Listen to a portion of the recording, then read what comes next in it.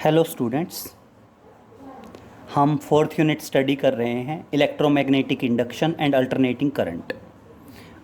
अपना electromagnetic induction वाला portion complete होता है और अब आते हैं अल्टरनेटिंग करंट वाले पोर्शन पे। तो देखिए, सबसे पहले आता है what is alternating current. Alternating current क्या है? दैट इज़ अल्टरनेटिंग करंट, जिसको शॉर्ट में हम बोलते हैं एसी। तो बेटा समझिए, आप अल्टरनेटिंग करंट के बारे में क्या बताएंगे?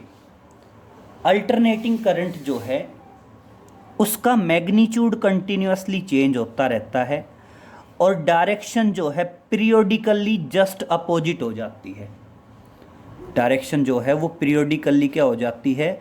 जस्ट अपोजिट हो जाती है। मान लीजिए ये वाई एक्सिस पे एसी का मैग्नीट्यूड है और एक्स एक्सिस पे मान लीजिए टाइम का वेरिएशन दे रखा है। तो अल्टरनेटिंग करंट कुछ इस तरह से मूव करता है, कुछ इस तरह से वेरी करता है। क्लियर? ये आपका क्या मान लीजिए, आप अल्टरनेटिंग करंट मान लीजिए। क्लियर? ये क्या रहेगा बेटा? Positive half cycle. ये क्या रहेगा? Negative half cycle. भाई करंट की वैल्यू धीरे धीरे इंक्रीज होती गई, मैक्सिमम हुई, फिर डिक्रीज हो गई और इस तरह से ये क्या हो गया बेटा? अल्टरनेटिंग करंट हो गया। तो आप क्या बताएंगे? अल्टरनेटिंग करंट को बताएंगे it is the current, it is the current whose magnitude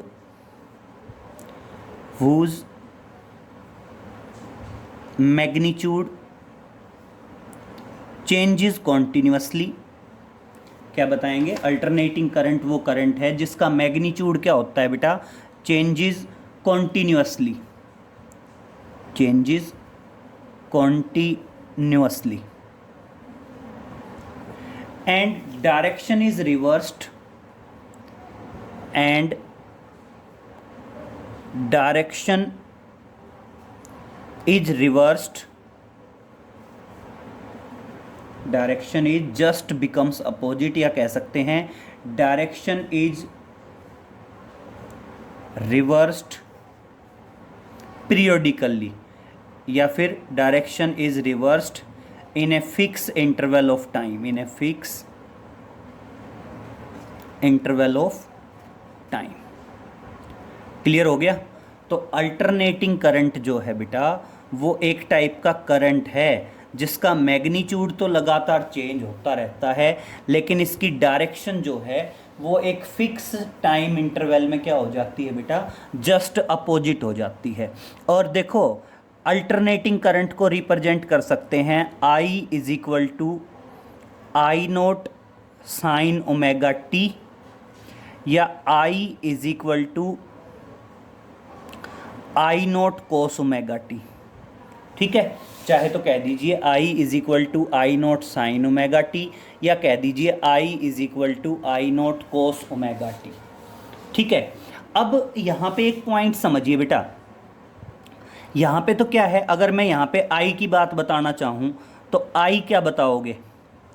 I बताओगे it is the current at t time, that is instantaneous current. मतलब टी जो टाइम है उस टाइम पे जो करंट है, इस इक्वेशन से बात कर रहा हूँ बेटा मैं, इन इक्वेशंस से। इन इक्वेशंस से क्या है, ये जो आई है ना, ये क्या है? Current which is eight t time. मतलब अगर टाइम वेरी होगा तो करंट की वैल्यू भी क्या हो जाएगी? वेरी। जैसे अगर मैं इसमें बात करूं तो हो सकता है T1 टाइम पे करंट ये हो, T2 पे ये हो, T3 पे ये हो। और बेटा यहाँ पे आई नोट क्या है?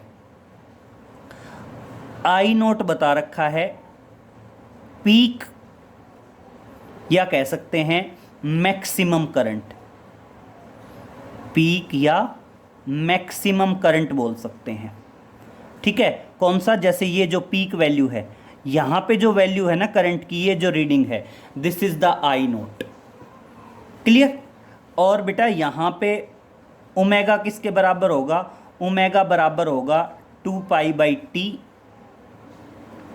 या इसको बोल देते हैं 2π/ν। क्लियर। और बेटा यहाँ पे जो न्यू आएगी, न्यू क्या आ जाएगी, न्यू आ जाएगी that is frequency of alternating current, frequency of AC. Nu क्या आ जाएगी, that is the frequency of AC आ जाएगी। क्लियर हुआ। तो दो मेन चीज़ें हैं, current at t time I equation में, और यहाँ पे आई नॉट क्या है, पी क्या maximum value of the current, और यहाँ पे ओमेगा जो है वो एंगुलर फ्रीक्वेंसी है, बेसिकली 2π/ν के बराबर है, और न्यू यहाँ पे क्या होगा, that is the frequency of AC. Clear हुआ। और इसी तरह अगर मैं अल्टरनेटिंग ईएमएफ की बात करूं, अगर मैं बात करूं अल्टरनेटिंग वोल्टेज, या बात करें बेटा अल्टरनेटिंग ईएमएफ, अल्टरनेटिंग वोल्टेज बोल दीजिए या क्या बोल दीजिए, अल्टरनेटिंग ईएमएफ बोल दीजिए। इनकी इक्वेशंस भी क्या आएगी, या तो V = V0 sin ωt, या V = V0 cos ωt, voltage की टर्म्स में कह दीजिए, या फिर आप चाहो तो इनको ईएमएफ की टर्म्स में भी कह सकते हैं, E = E0 sin ωt, E = E0 cos ωt। Voltage में कह दीजिए या इनको किस में बता दीजिए बेटा, ईएमएफ में बता दीजिए। क्लियर हुआ। तो एक तो कंडीशन आई अल्टरनेटिंग करंट, और एक कंडीशन आई बेटा अल्टरनेटिंग वोल्टेज। क्लियर। अब नेक्स्ट जो पॉइंट बताने जा रहा हूं वो काफ़ी इंपॉर्टेंट है, ध्यान से समझेंगे, नोट में डालेंगे। बेटा अल्टरनेटिंग करंट या अल्टरनेटिंग वोल्टेज, यहाँ पे 3 टाइप की वैल्यू होती है। एक होती है दैट इज एवरेज, या उसको कह सकते हैं मीन वैल्यू। ये करंट की भी हो सकती है और वोल्टेज की भी हो सकती है। दूसरा कहते हैं बेटा पीक या मैक्सिमम वैल्यू, क्या कह सकते हैं, पीक या मैक्सिमम वैल्यू। और बेटा थर्ड आता है आपका आरएमएस। आरएमएस का मतलब क्या है, रूट मीन स्क्वायर, या कह दीजिए वर्चुअल, या कह दीजिए अफेक्टिव वैल्यू, या कह दीजिए अफेक्टिव वैल्यू। ठीक है। तो देखो ये तो मैंने बता ही दिया। आई क्या होता है, यहाँ पे आई है instantaneous current, current at t time. इसके अलावा बेटा ये 3 वैल्यूज़ और होंगी, और ये तीनों वैल्यूज़ किसके लिए हो सकती हैं, अल्टरनेटिंग करंट के लिए भी हो सकती हैं, और किसके लिए हो सकती हैं, अल्टरनेटिंग ईएमएफ के लिए भी हो सकती हैं। तो क्या होगा, average value of alternating current, peak या maximum value of alternating current, RMS virtual या effective value of alternating current. Same ये वैल्यूज़ ईएमएफ में भी हो सकती हैं, एवरेज या mean value of alternating EMF, peak या maximum value of alternating EMF, RMS virtual या effective value of alternating EMF. Clear.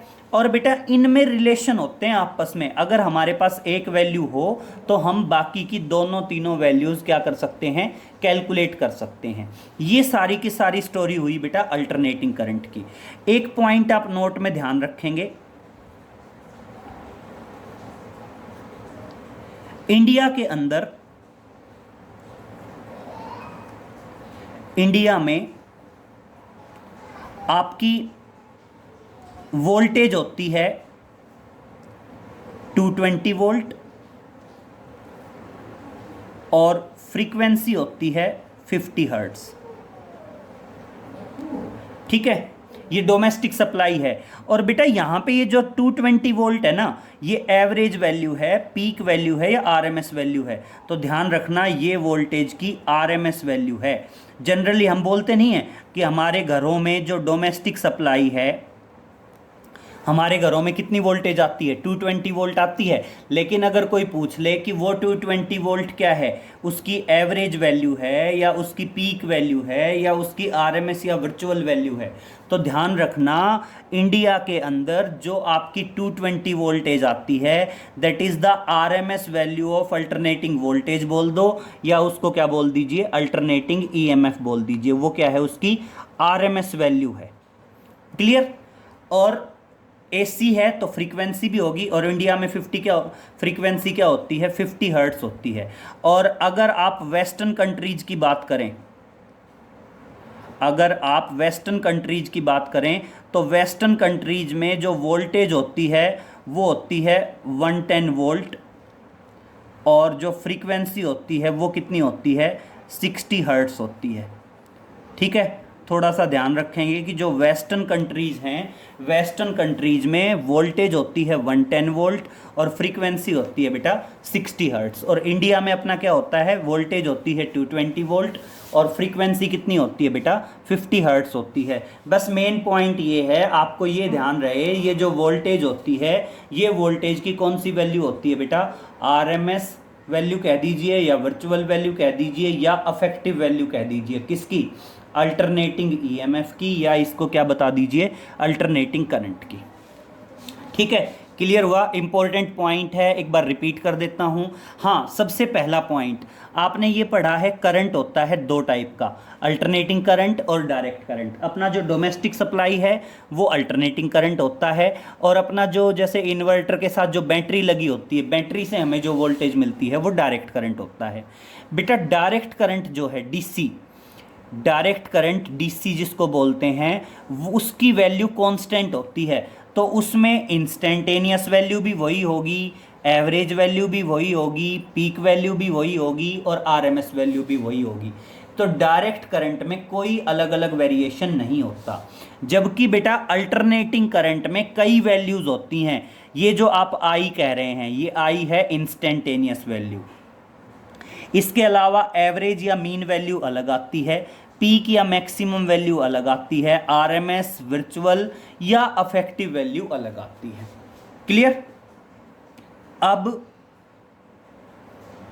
इस इक्वेशन में आई इंस्टेंटेनियस करंट है, आई नॉट पीक या मैक्सिमम करंट है, ओमेगा क्या है? Angular frequency.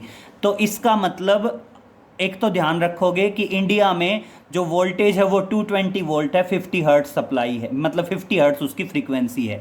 ये इंडिया की डोमेस्टिक सप्लाई है। वेस्टर्न कंट्रीज के अंदर अगर हम बात करें तो वेस्टर्न कंट्रीज के अंदर क्या होगा? वेस्टर्न कंट्रीज के अंदर आरएमएस वोल्टेज होती है 110 वोल्ट और फ्रीक्वेंसी होती है आपकी 60 हर्ट्ज की। क्लियर? और ये जो 220 वोल्ट 110 वोल्ट है, ये क्या होती है बेटा? अल्टरनेटिंग वोल्टेज की आरएमएस, वर्चुअल या अफेक्टिव वैल्यू होती है। उसको अल्टरनेटिंग ईएमएफ बोल दीजिए, या उसको क्या बोल दीजिए? अल्टरनेटिंग वोल्टेज बोल दीजिए। क्लियर? अब सबसे पहले ना हम इनमें रिलेशन स्टडी कर लेते हैं कि कैसे कैलकुलेट की जाती है वैल्यू। तो वो देखिए बेटा,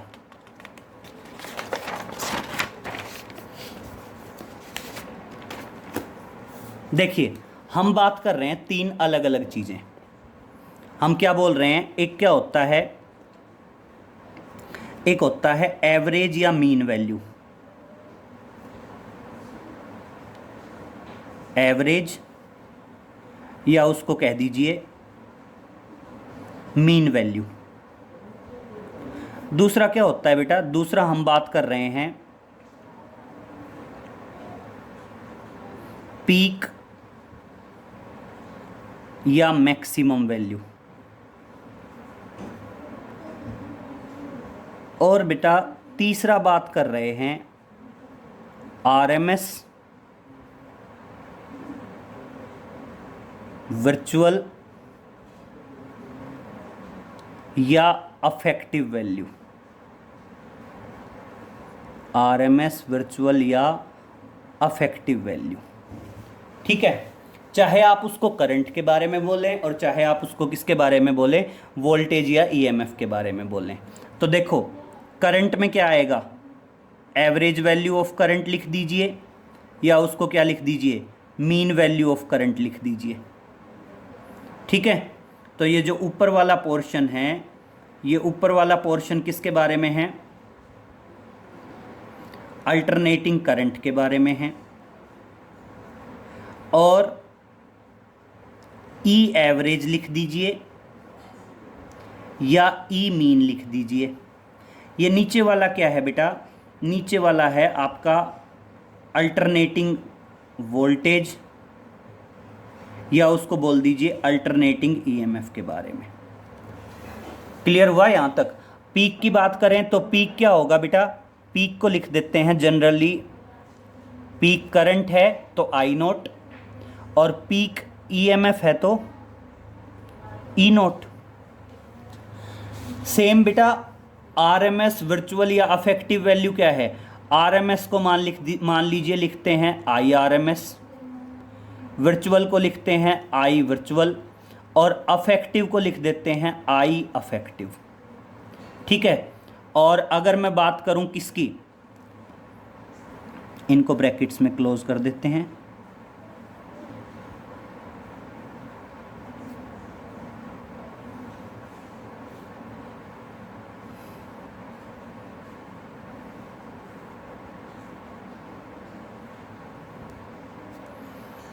ये कह देते हैं ई आरएमएस बोल दीजिए,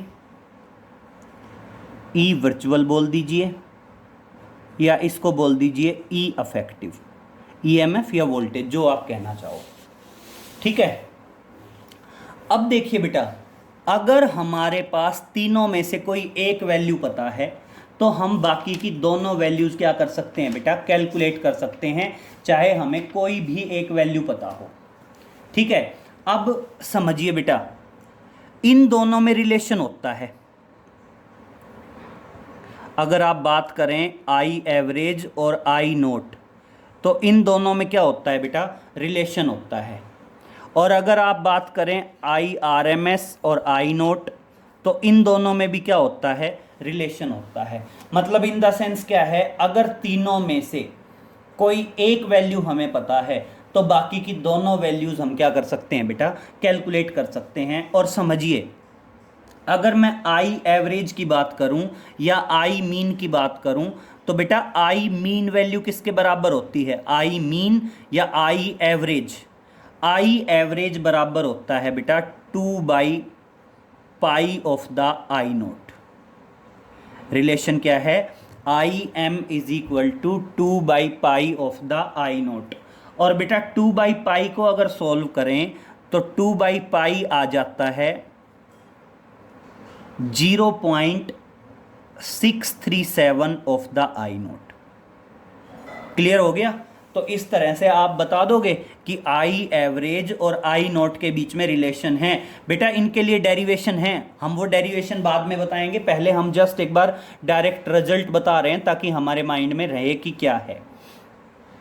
इसी तरह अगर मैं आई आरएमएस कह दूं या आई वर्चुअल कह दूं या आई अफेक्टिव कह दूं, एक ही बात है।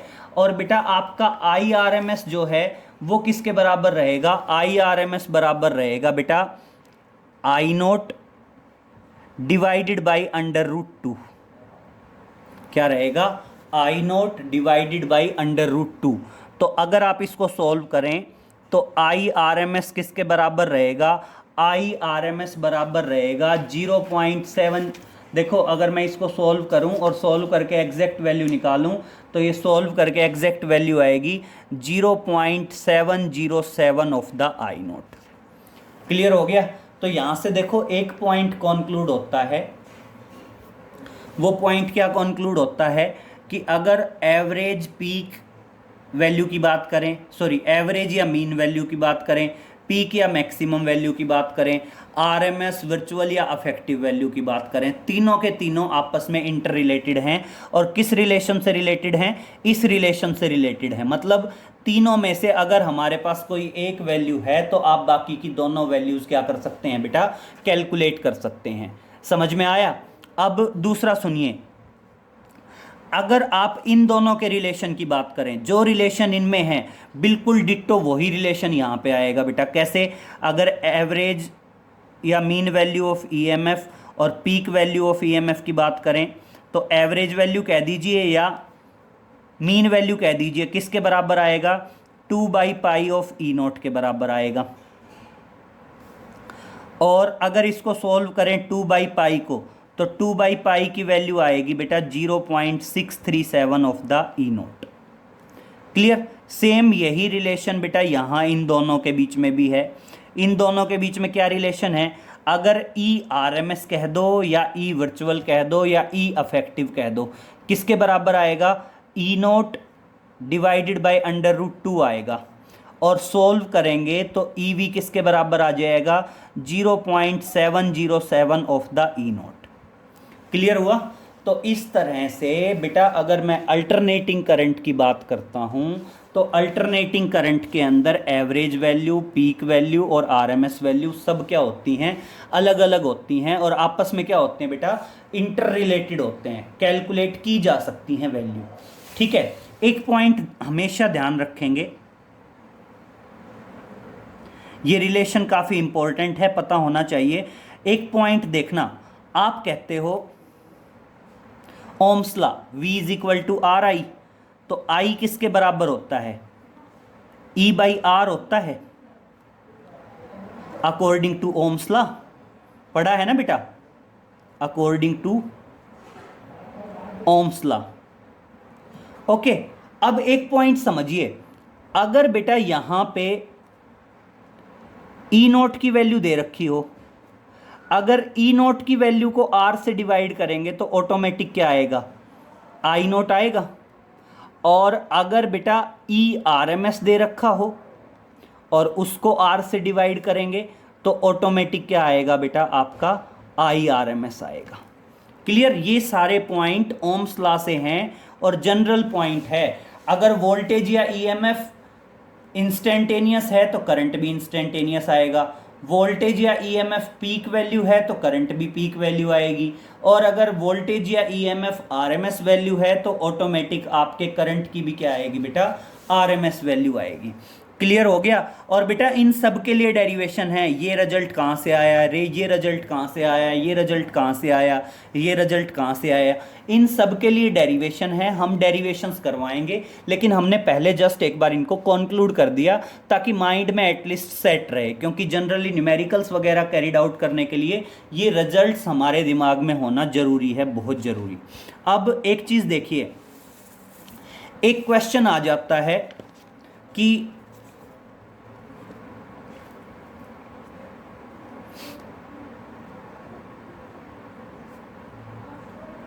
220 वोल्ट AC और DC, which one is more dangerous? Which one is more dangerous?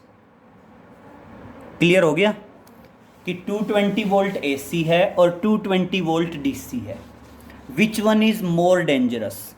तो अब समझिए बेटा, मैं पहले बात करता हूं AC के लिए। तो बेटा ये वोल्टेज कौन सी है? ये उसकी RMS वोल्टेज है।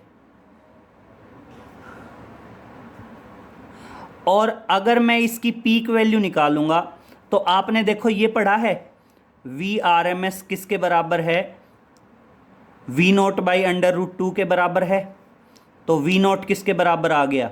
V0 बराबर आ गया VRMS इंटू √2। VRMS कितना है? 220 इंटू √2।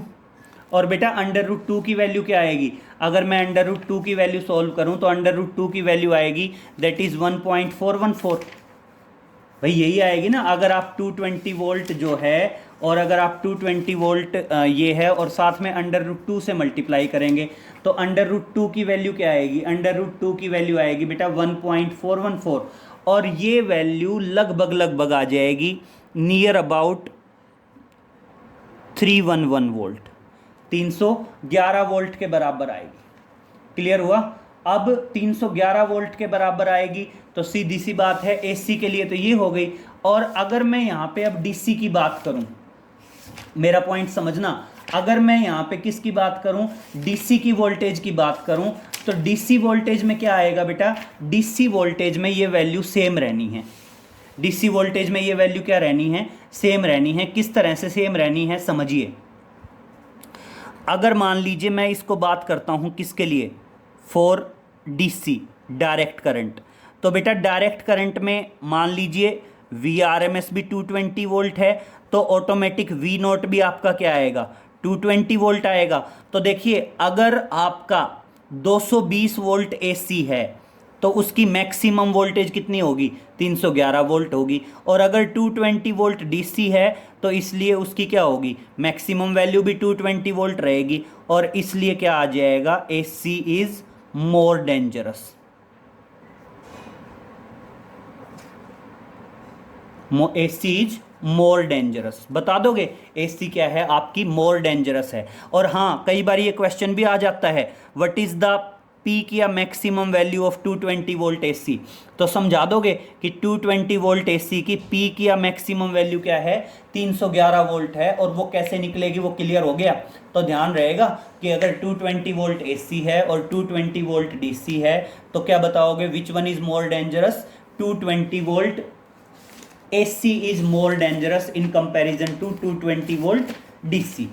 ध्यान रहेगा कि जो 220 वोल्ट AC है वो 220 वोल्ट AC ज़्यादा डेंजरस है in comparison to 220 volt DC, क्योंकि DC में तो सारी वोल्टेज सेम रहनी है और AC में वोल्टेज क्या रहनी है, अलग अलग। क्लियर? अब एक क्वेश्चन करते हैं, बहुत ध्यान से समझना। क्वेश्चन क्या है, क्वेश्चन वो कह रहा है, देखिए क्वेश्चन है, a light bulb is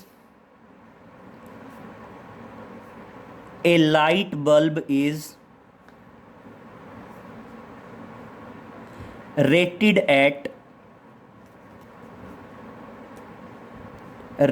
at 100 watt for a 220 volt supply, for a 220 volt supply। Clear? अब क्या कहता है, फाइंड आउट करवाता है। नंबर 1 क्या, that is resistance of the bulb. Number 1 क्या फाइंड आउट करवाता है, that is resistance of the bulb. Number 2 find out करवाता है peak voltage of the source,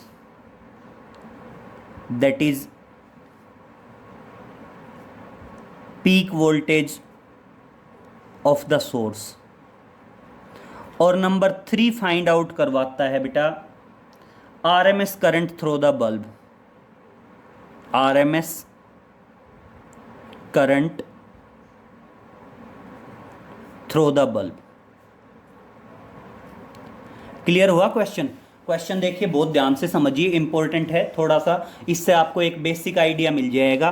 तो देखिए वो क्या कह रहा है, एक बल्ब है रेटेड एट 100 वाट, वाट किसकी मेजरिंग यूनिट है, पावर की, तो इसका मतलब बल्ब की पावर दे रखी है और बल्ब की क्या दे रखी है, सप्लाई।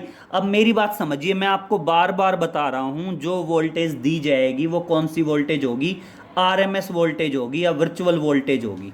अब मेरी बात समझिए, जनरली आप क्या बोलते हैं, जनरली आप पावर बोलते हैं। पावर किसके बराबर होती है, पावर बराबर होती है E इंटू आई, या पावर बराबर होती है E²/R, या पावर बराबर होती है I²R। यही होती है ना, ये सारे के सारे रिजल्ट किसके हैं, पावर के हैं। और ध्यान रखना यहाँ पे जो E होगा वो भी RMS होगा, I जो होगा वो I भी ऑटोमेटिक क्या रहेगा, RMS रहेगा। ठीक है, तो मैं इस पेयर की बात करता हूँ, तो इस पेयर की बात करता हूं तो आपका रेजिस्टेंस किसके बराबर आएगा, बोलो, रेजिस्टेंस बराबर आ जाएगा E²/P। और ये E कौन सा, बार बार बता रहा हूं, RMS। और ये जो गिवन वैल्यू है, ये गिवन वैल्यू भी क्या है, आरएमएस है। तो देखना 220 स्क्वायर है तो 2 बार लिख दूं 220, और पावर कितनी दे रखी है 100। और बेटा इसको सॉल्व करते हैं तो बल्ब का रेजिस्टेंस आता है 484, और रेजिस्टेंस की मेजरिंग यूनिट क्या है, ओम। तो पहला आंसर आया, बल्ब का रेजिस्टेंस कितना आ गया, बल्ब का रेजिस्टेंस आ गया 484 ओम। क्लियर हुआ? बाकी तो सिंपल है। दूसरे की बात करते हैं। ये आपका पहला क्वेश्चन हो गया यहां तक। ऐसे ये आपके मैंने वेरियस रिजल्ट बता दिए पावर के भी, जो आप यूज़ करना चाहो वही यूज़ कर सकते हैं। बशर्ते ध्यान रहे यहाँ पे जो ई और आई है दोनों आरएमएस हैं, क्योंकि जनरल टर्म्स में हम जो भी वोल्टेज और करंट लेते हैं वो सारे के सारे वोल्टेज और करंट कौन से लिए जाते हैं बेटा, आरएमएस वैल्यू ली जाती हैं।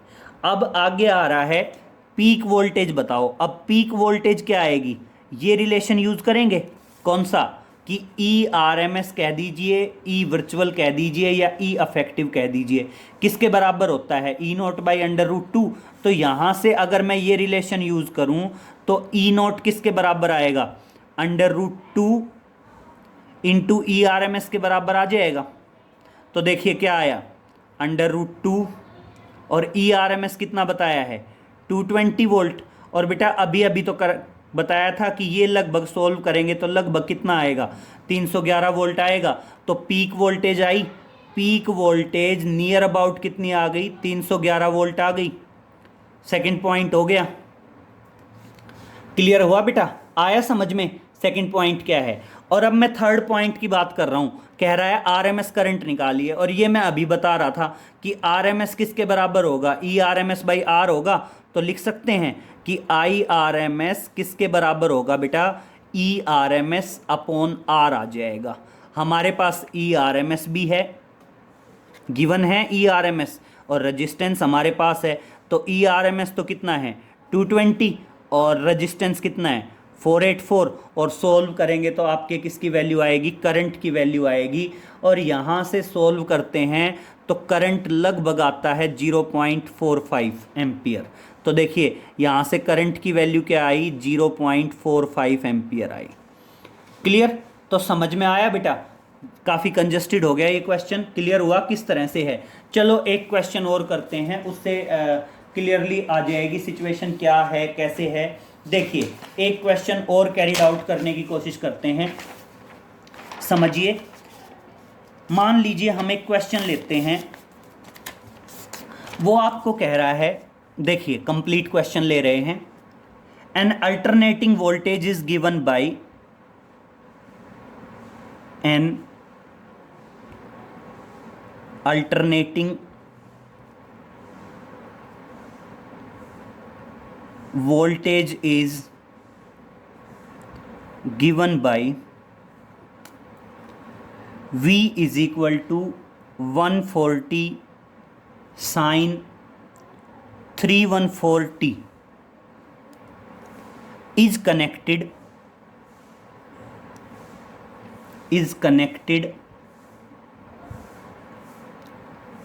across a pure resistor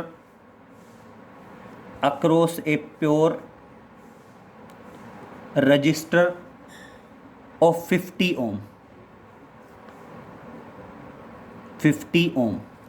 अब मेरी बात समझिए बेटा, यहां तक का मतलब क्या हुआ, रजिस्टेंस है कितना 50 ओम का, और किससे जुड़ा हुआ है, अल्टरनेटिंग वोल्टेज से। अब मेरी बात सुनो, जनरली आप जो सर्किट बनाते हो, अगर मैं यहाँ पे डीसी की बात करता तो यहाँ पे बैटरी जोड़ देता, लेकिन एसी की बात कर रहे हैं तो एसी का सोर्स क्या होता है बेटा, एसी ऑक्सीलेटर होता है। ध्यान रखना, डीसी करंट जो होता है डायरेक्ट करंट का सोर्स होता है बैटरी लगा देते हैं। और अगर मैं अल्टरनेटिंग करंट की बात कर रहा हूं तो एसी ऑक्सीलेटर लगाएंगे, और इस एसी ऑक्सीलेटर की वोल्टेज कितनी दी है 140 sin 314t, ये वोल्टेज गिवन है। अब वो यहां पे कह रहा है कैलकुलेट, और काफ़ी चीज़ें कैलकुलेट कर सकते हैं। अब मैं आपको एक एक करके सारी चीज़ें बताता हूं। मान लीजिए वो कहता है calculate frequency of AC source, calculate frequency of AC या फ्रीक्वेंसी ऑफ एसी सोर्स। पहले ही बता चुका हूं, जब भी अल्टरनेटिंग करंट की बात होगी तो अल्टरनेटिंग करंट की क्या होती है बेटा, कुछ ना कुछ फ्रीक्वेंसी जरूर होती है। और देखो हमने अभी अभी जनरल इक्वेशन बताई थी, E is equal to E naught sine omega T या V is equal to V naught sine omega T. तो देखिए मैं सॉल्यूशन की बात करता हूं और पहले का ही सॉल्यूशन करता हूं। देखिए फर्स्ट का ही सॉल्यूशन करता हूं। सॉल्यूशन किसका, फर्स्ट का। फ्रीक्वेंसी निकालनी है, आप जनरल इक्वेशन बोलो, V is equal to V naught sine omega T होगी बेटा। और दे क्या रखा है, V is equal to 140 sine 341t।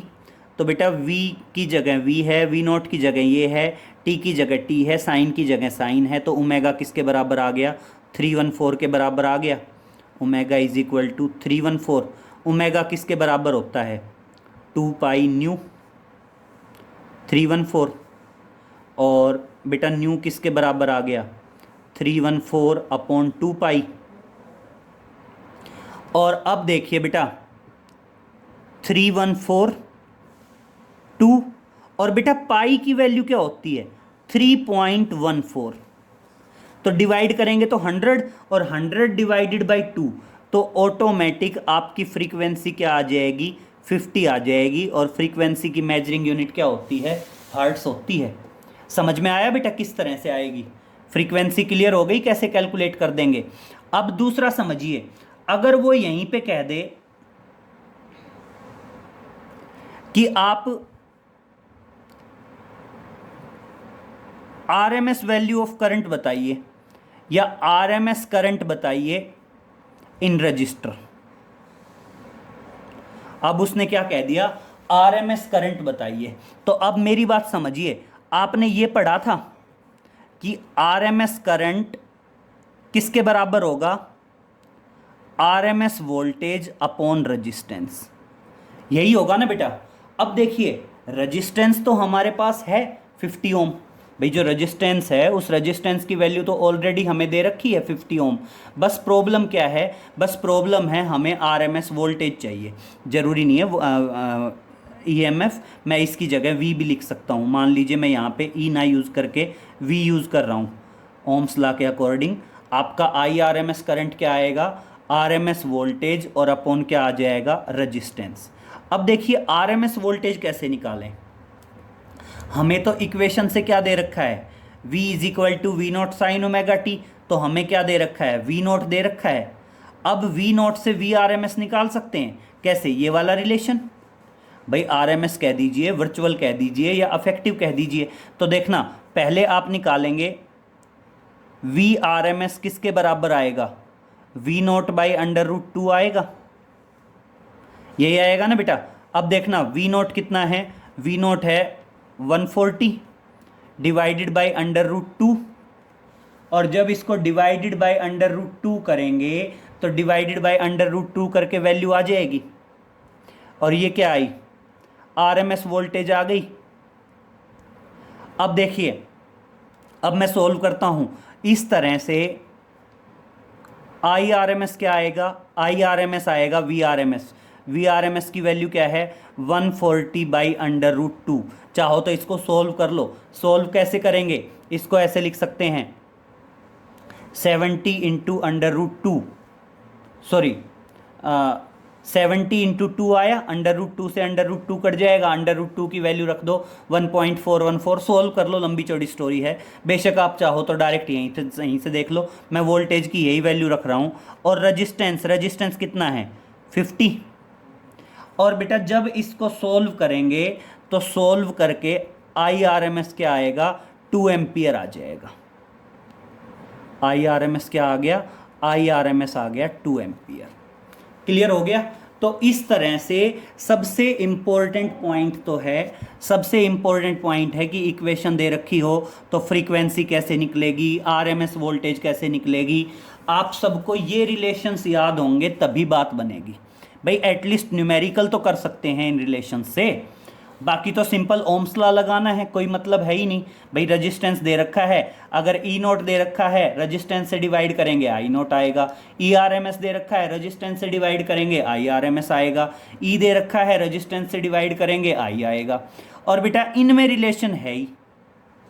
और ये ध्यान रखना बेटा, एवरेज या मीन वैल्यू, पीक या मैक्सिमम वैल्यू, आरएमएस या वर्चुअल या अफेक्टिव वैल्यू, ये सिर्फ किसके लिए होती हैं? ये वैल्यूज होती हैं सिर्फ एसी के लिए। In case of AC, AC में ये सारी वैल्यूज अलग अलग आएंगी। लेकिन अगर बेटा मैं डीसी की बात करूंगा, डायरेक्ट करंट की, तो डायरेक्ट करंट में ये सारी वैल्यूज़ क्या होती हैं? सेम होती हैं। तो मैं ये मान के चल रहा हूँ बेटा, ये वैल्यूज़ आपके माइंड में बिल्कुल सेट हो जाने चाहिए। ये रिजल्ट्स आपको डायरेक्ट याद होने चाहिए आगे अल्टरनेटिंग करंट को स्टडी करने के लिए। ये एक सबसे बेसिक पॉइंट है जिसके ऊपर काफ़ी सारे न्यूमेरिकल्स हैं, क्योंकि जगह जगह वो क्या करेगा, कहीं भी हाँ एक वो बताएगा नहीं। बार बार ध्यान रखना, जब भी आपको जनरल टर्म्स में जो भी वोल्टेज दे, 220 वोल्ट कहे, 250 वोल्ट कहे, मतलब 220 वोल्ट कहे या 250 वोल्ट कहे, वो जो भी वोल्टेज कहे वो आपने ऑटोमेटिक वेल अंडरस्टूड रखनी है। वो कौन सी वैल्यू दे रहा है? आपकी आरएमएस वैल्यू दे रहा है। और अगर जनरल करंट भी मेजर किया जाए, मान लीजिए वो कहता है आपके पास कोई एसी एमीटर है, एसी एमीटर भी अगर कोई करंट मेजर करेगा तो वो ऑटोमेटिक आपका कौन सा करंट मेजर करेगा? आरएमएस करंट मेजर करेगा। जो जनरल टर्म्स में वोल्टेज बताएगा वो कौन सी वोल्टेज बताएगा? आरएमएस वोल्टेज बताएगा।